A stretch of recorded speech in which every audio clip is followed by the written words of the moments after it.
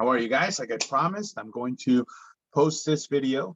This is going to have your homework for the whole week.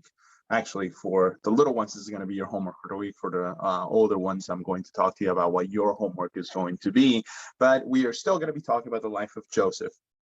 And I actually have a pretty cool idea of a project. But like I said, I'm going to mention that to you in a little bit. But I want to start first with going over what we've talked about this this past Sunday. We spoke about the applications of the life of Joseph, and to make sure that everybody is in the same page, let's just do a quick review of where we are. So Joseph's life obviously starts with him being very young. We see that from the get-go, he's very special because he's mentioned as the favorite of his father, right? His dad really loves him, and we see that he shows that that he loves him by giving him this really nice piece of clothing that makes him stand out. Not only is he his dad's favorite, but we also see that Joseph has these special dreams, right? Remember, we spoke about the really cool dreams that he has that make him stand out in regards to his whole family.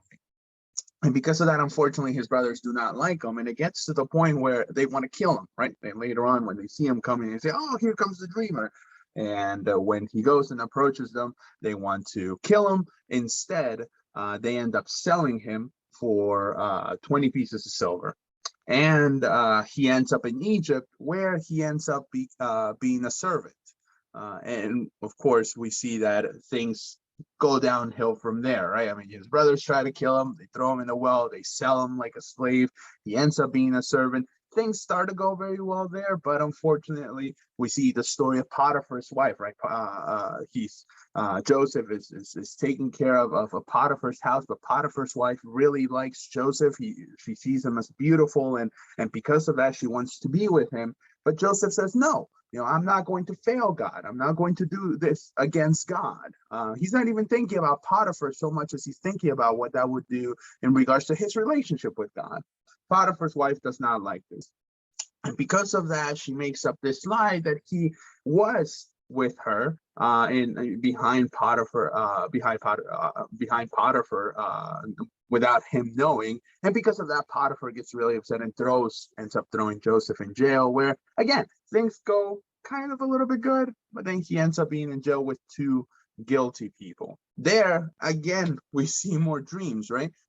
This time they're not his dreams. This time they're the dreams of the two guys that are with Joseph. And your homework was actually to draw those, the little ones, to draw those, so I don't need to go over the dreams. So you realize that one of the dreams ends up telling one guy that he's going to go back to the work that he used to do, right? The cupbearer. He's going to go back to being the cupbearer of the Pharaoh. But the other guy, not so lucky. His dreams ends up meaning that he's going to end up dying. And just as Joseph says, happens. One guy dies, the other one ends up living. Once the guy that lives leaves the jail, right? Joseph says, remember me, remember what I just did for you. But the guy doesn't remember for a long time. I believe it was 2 years before he remembers Joseph again. And it's not even because he remembers Joseph on his own. We see the story of the Pharaoh, right? The dreams that the Pharaoh had. Again, we see more dreams. And in this area, we see Joseph standing out. But in this case, Joseph is nowhere near. He's still in jail. The Pharaoh has these crazy dreams and wakes up and he doesn't even know what's going on. And it's really shocking him. So he's asking, who can tell me what these dreams are? And that's when the cupbearer goes, I know somebody who told me what my dreams are. And then he goes to Joseph. And what's great about it is when Joseph goes up to the Pharaoh, he tells him what his dream is. And that just brings him up. He goes from being this servant to being in jail with the worst people to now the Pharaoh. After he tells the Pharaoh what his dream is, the Pharaoh goes, wow, that's amazing. You are now my right-hand man.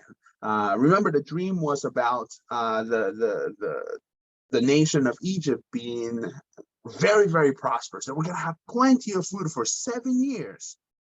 But after those 7 years, it was going to be 7 years of famine. So what the Pharaoh does is he says, during those good 7 years, those first good 7 years, Joseph is going to be focused on helping, on preparing the nation for those 7 bad years by collecting food You know, and that's what Joseph does. He becomes the second of the Pharaoh. He's in charge of everything. The only person that's higher than Joseph is the Pharaoh. So his work is to make sure that when those 7 bad years come, that the nation would be prepared. So again, I just to reiterate, and because this is going to be part of you little ones' homework, I want you to remember how things seem to start well, right? He's the favorite of his father. And his dreams show that he's going to be above his brothers, but then things kind of go downhill from that, right? His brothers hate him. He ends up being a servant. He ends up in jail. But once he's brought to the Pharaoh to decipher the Pharaoh's dream, things just go back up, even better than what they were when he was a kid, because he's in control of everything. Now, your homework. And this is for you, Chelsea, Luzmairi, and Jeremiah. I want you guys to think about these 2 things. So we just spoke about briefly the life of Joseph. There's still more, and with this, you're going to finish the life of Joseph. So your homework is to read Genesis chapters 42 to 45, and with that, you're going to answer 2 questions. And don't worry, I'm going to send this also as an email to your parents, so you'll be able to see that there. And I think I might even be able to put it in the screen too. I'm playing around with this, as you can probably tell. But the first question that I want you to think about, and it's more of going over the story that we've spoken about and also reading these chapters. I want you to do a list of all the things that happened in Joseph's life. We just went through the first half, right? All the way up to chapter 41. So you can rewatch this video if you want to, and you can list all the things that we just spoke about, how his life went from being in his father's house to being in the Pharaoh's house, and also what happens after that in chapters 42 to 45. And after you do that list, so that's question number 1, do the list, or more like homework number 1. And then homework number 2, this is a toughie, but you guys have been doing great. So I want you to think about this, and I want you to give me the best answer that you can think of. And you are going to find the answer. I'm going to give you a big hint in chapter 45. Now, that doesn't mean just read chapter 45. Read everything. Read those 4 chapters. But you are going to see the answer directly in chapter 45. The question is, why? Why does God allow all of those things to happen to Joseph? Why does God allow Joseph to be sold like a slave, to be hated by his brothers, to be thrown in jail for something that he didn't do, that somebody else lied about, and to stay in jail for 2 years? Why did God allow all those bad things to happen to Joseph? Why didn't he just send them to the Pharaoh's house way before? God is so powerful, he could have done it. Why didn't he? I want you guys to think about that. So that is your homework, Chelsea, Luzmairi, and Jeremiah. So this is where you guys end. You can go do this. You can pause the video and go start working on your homework. And but actually, before you go, if you have any questions, what I'm going to try to do is I'm going to reach out to you either through your siblings or through your parents, because I know you guys don't have a cell phone yet. But if you have any questions, if you see that these chapters are a little bit confusing and you're not quite sure what's happening, I'm going to try to get us together to have like a video chat or something like this, either during the week or at the end of the week, to answer any sorts of questions. But if you have any questions, tell your parents. At first, ask your parents. I'm sure they'll know the answer. But if something difficult and you want to talk to me, tell your parents and we can talk during the week. That way you guys are ready by Saturday, and by Sunday we can have some more fun discussions. You know, I want you guys to read this at home, so then Sundays we can talk about applications. Maybe we can use Mary a little bit more, right? And all the crazy things that she gets to. But do this at home, and if you have questions, we're going to talk about the questions during the week. All right, Chelsea, Luzmairi, and Jeremiah, go do your homework. And now this part is for the older ones. So this is for you, and of course I have to remember it's Genesis, Justin, Joshua, and Leah Ann. So you guys are going to have this section of the homework. You don't have to do the first part because you guys know already these things. You studied this before.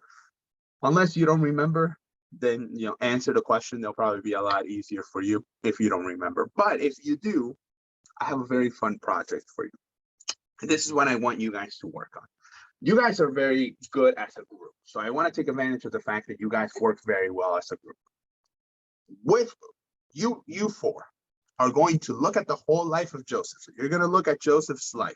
And in this too, you know what you can do? You can actually help the little ones in looking at the whole life of Joseph so they can do their list. And if they have any questions, you can help them out, especially Genesis and then Justin, since you have your siblings in class.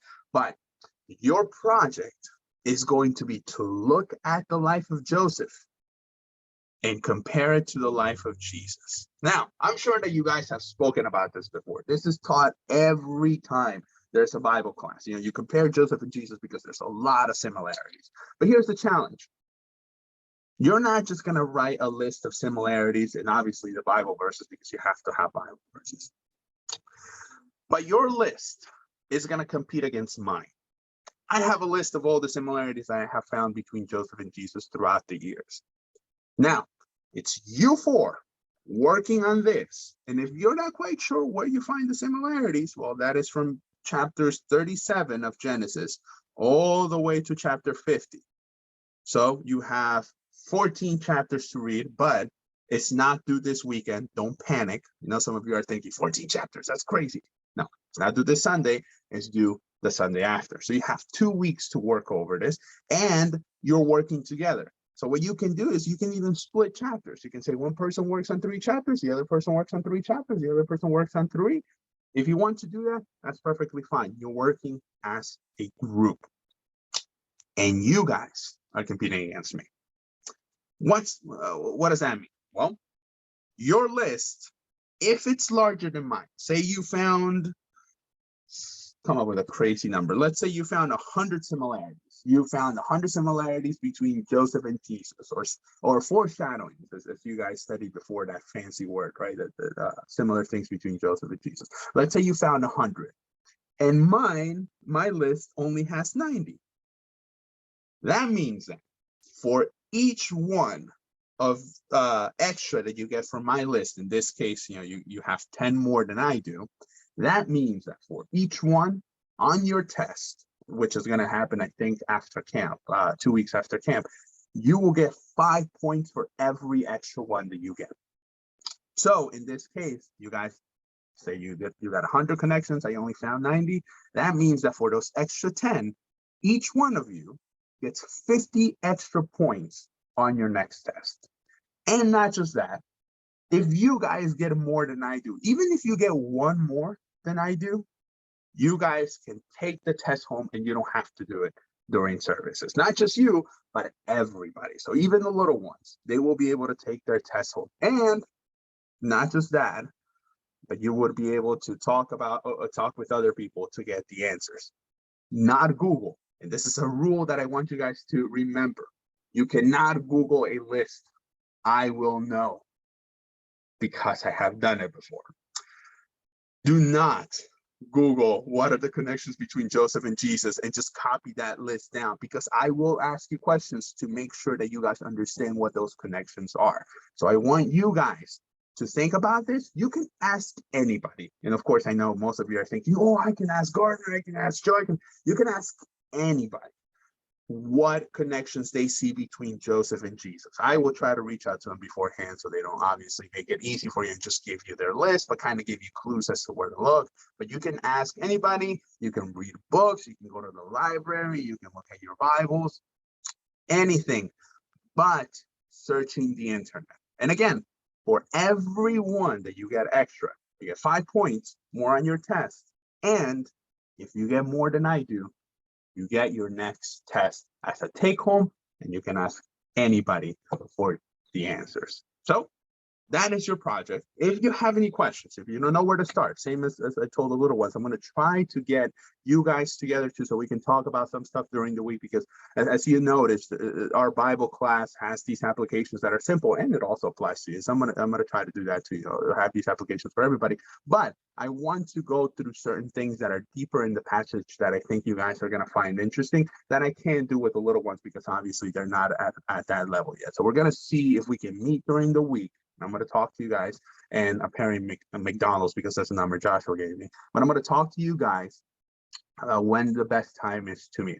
But overall, keep up the good work. You guys have been doing great. We had a very strong start, and we can continue doing this. If you have any questions about your project, let me know. I will send it as an email so you guys know exactly what you need to do. And again, your project is due not this Sunday, but next Sunday. And make sure that your list is not ratchet. You know, don't bring just a piece of paper where you scribble things. Now, make sure it's clean, presentable. That way I understand that when I see it, I'm going to do the exact same thing with my list. It's going to be printed. It's going to be brought to you guys. That way you guys can see exactly what I did. Okay, guys. Well, like I said, I'm going to reach out to you during the week so we can get to talk some. I hope you guys have a good week. And if you have any questions, let me know. All right, guys. Take care.